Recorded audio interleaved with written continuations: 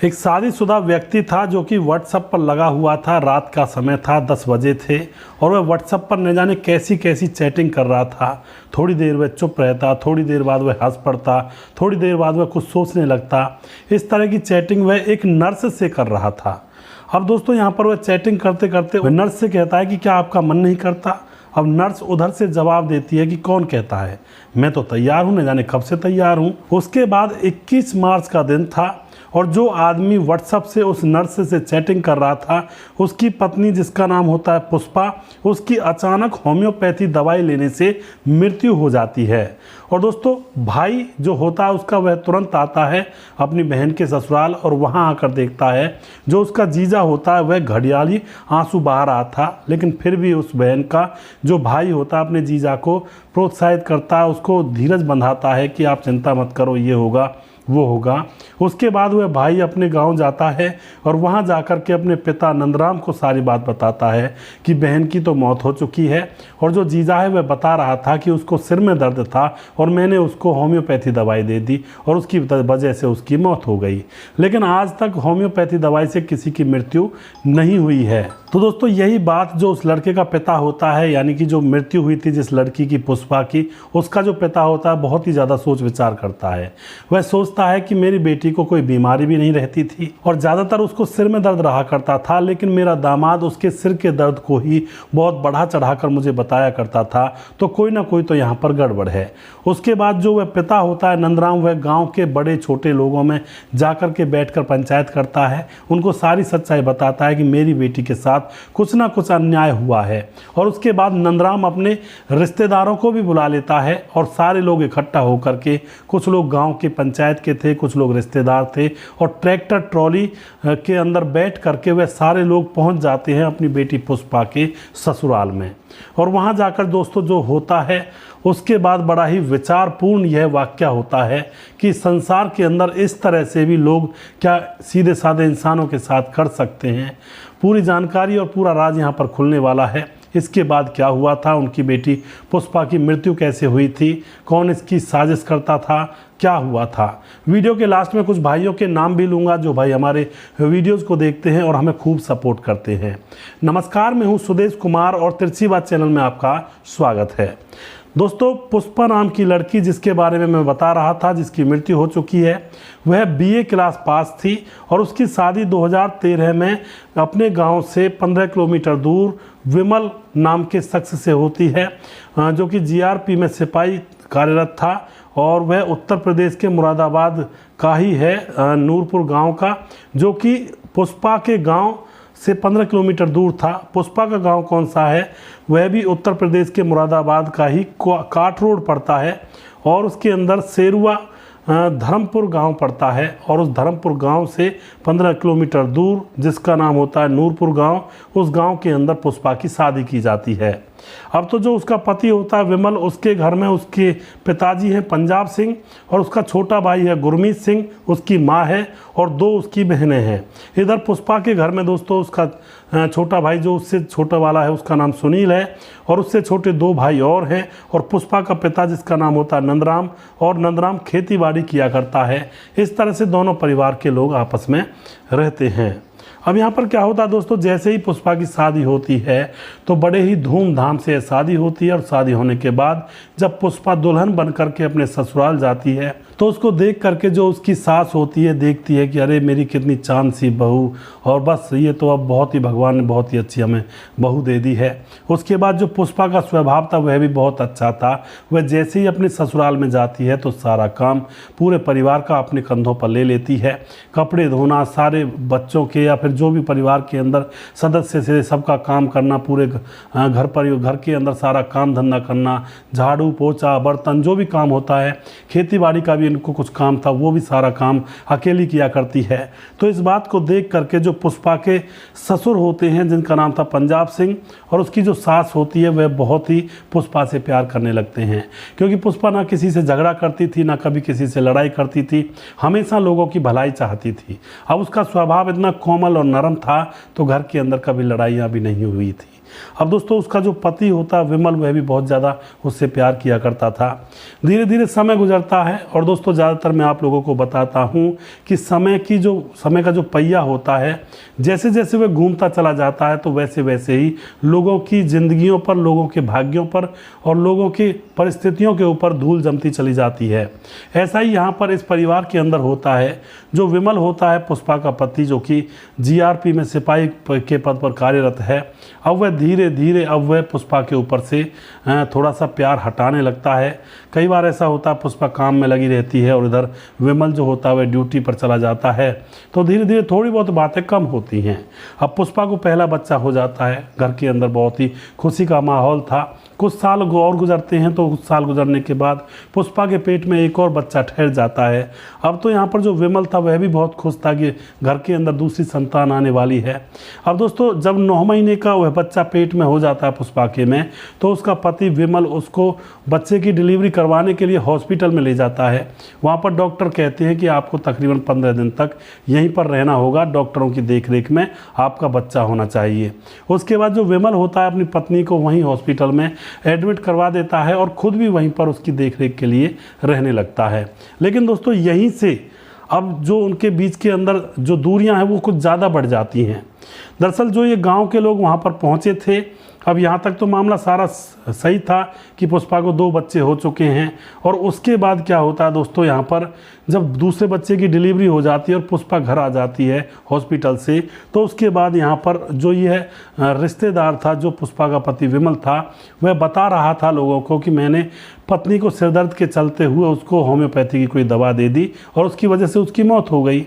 अब तो यहाँ पर क्या होता है दोस्तों, जो माँ बाप थे, जो पुष्पा के घर वाले थे, गांव वाले थे, कुछ पंच थे, कुछ रिश्तेदार थे, वह लाश को अंतिम संस्कार नहीं करने देते हैं। वह तुरंत वहीं पर पहुंच जाते हैं और पुलिस को खबर की जाती है और लाश का पोस्टमार्टम करवाया जाता है। कहा जाता है कि हमें शक है कि हमारी बेटी के साथ ज़रूर कुछ अनहोनी घटना घटी है। और दोस्तों यह जो कदम उठाया था यह वाकई में लाजवाब था इस केस को खोलने के लिए। जब उस लाश की पोस्टमार्टम रिपोर्ट आती है तो सभी की आंखें फटी की फटी रह जाती हैं और सोचते हैं कि हम कह रहे थे ना कुछ तो केस के पीछे गड़बड़ है। पुलिस भी जब रिपोर्ट को देखती है तो पुलिस को पता चलता है पुष्पा की मौत किसी दवाई के इन्फेक्शन से नहीं हुई।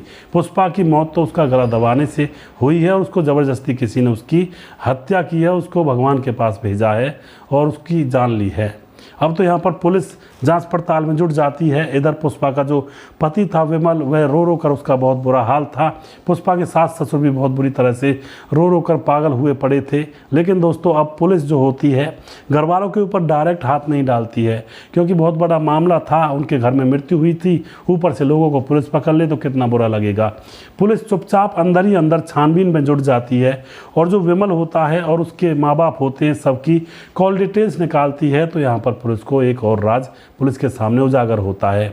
एक हॉस्पिटल की नर्स जिसका नाम होता है अलका, उसके बहुत सारे फ़ोन इस विमल के फ़ोन पर आया करते थे और यह पता नहीं 1-1, 2-2 घंटे तक क्या बतियाया करते।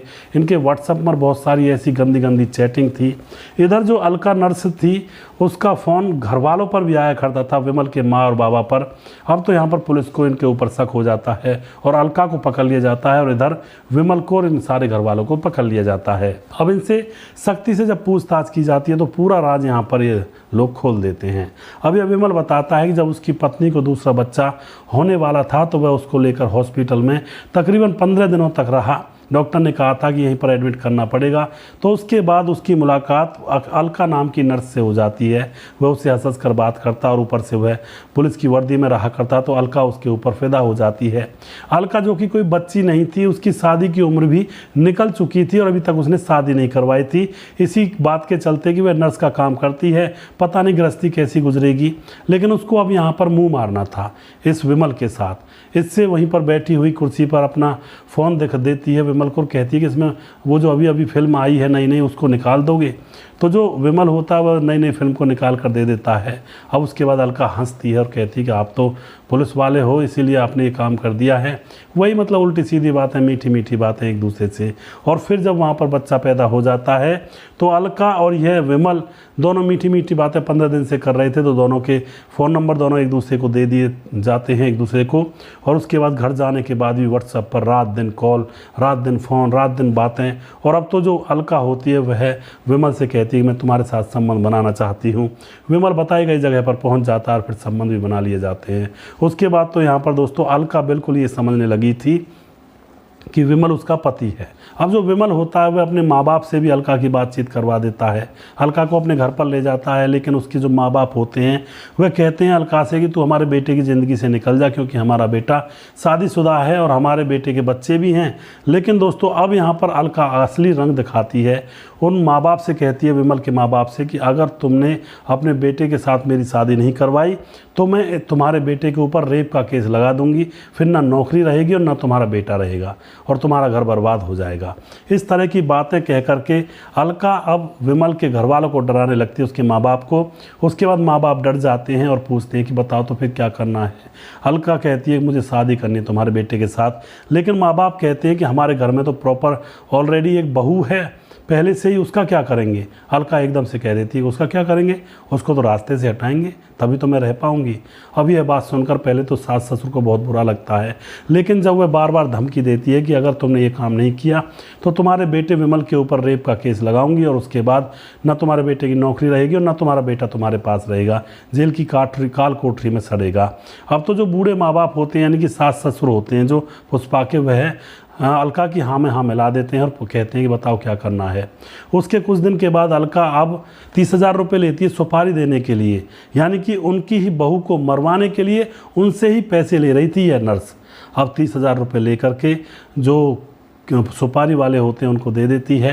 और फिर दोस्तों प्लानिंग के तहत रात के 2 बजे घर के अंदर ये सारे लोग प्रवेश करते हैं, अलका भी और उसके साथ 2 सुपारी किलर भी थे। और इधर जो पुष्पा का ससुर होता है पंजाब सिंह, वह दरवाजे पर रखवाली के लिए खड़ा हो जाता है। और इधर पुष्पा की सास उन लोगों के साथ मिल जाती है, पुष्पा का पति विमल भी मिल जाता है और सोती हुई पुष्पा को दबोच लेते हैं और उसकी गला दबाकर हत्या कर दी जाती है। दोस्तों उसकी हत्या करने के बाद यह लोग चुपचाप निकल जाते हैं और जो विमल होता है वह ड्यूटी पर चला जाता है, यह दिखाने के लिए कि मैं तो ड्यूटी पर था। और जो घर में जो सास ससुर थे वह अपने कमरे में जाकर चुपचाप सो जाते हैं। और सुबह जैसे होते हैं तो घर के अंदर पूरा तांडव मचा देते हैं कि हमारी बहू को कोई कुछ हो गया, उसकी मृत्यु हो गई। अब दोस्तों यहाँ पर जो विमल होता है वह तुरंत आ जाता है बात सुन करके और वह कहता है कि मैं रात को यहाँ से गया था, अपनी पत्नी को सर दर्द की दवाई देकर गया था। इतने में ही उस पुष्पा का भाई आ जाता तो उससे भी कहता है विमल कि मैं कल ड्यूटी पर जब जा रहा था तो मैं अपनी पत्नी को होम्योपैथी की दवाई देकर गया था, उसके सर में दर्द था और पता नहीं उससे मृत्यु हो गई या कैसे मृत्यु हो गई। लेकिन दोस्तों विमल के जो आंसू थे वो घड़ियाली आंसू थे और पुष्पा का भाई उनको पहचान जाता है और फिर जाकर अपने पिता से कहता है और फिर यहाँ पर आकर ये सारा मामला खोलते हैं।